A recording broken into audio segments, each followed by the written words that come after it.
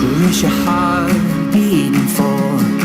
Who's your heart beating for in this life?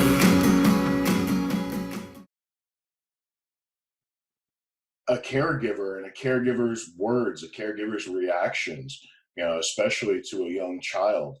I don't know that, and maybe we're better at this than we used to be, but I don't know that we do a very good job of really helping new parents to understand that. Mm-hmm. Because especially as a new parent, it's hard enough just trying to get through the activities of the day Mm-hmm. without having to also then be perceiving and paying attention to the emotional impact of how I respond to events, to situations, to my child, to crying, to a tantrum, to these things. We don't do a very good job of helping parents to understand that impact and helping parents to kind of coach to not have that impact. Yeah. Do you have any thoughts on how we might do that differently? Or how we might do that better? I mean, the first thought that comes up to me is just that, going inward, learning more about oneself and having a good relationship with yourself.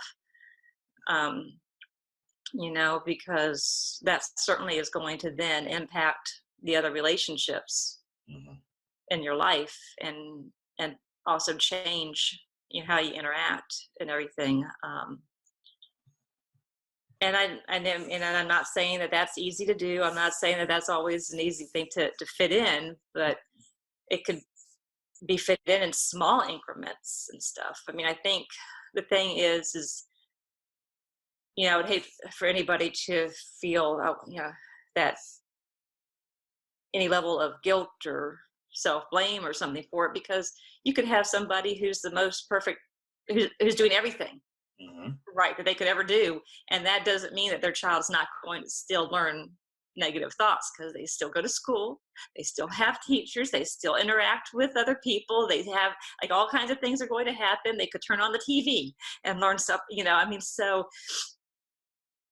so certainly I would not, I don't want to by any means to the message that it's all coming from one source, because we learn everything, we learn from so many different sources. So I can't, it's just, that's just one. That's fair. I mean, it does indeed take a village. It does.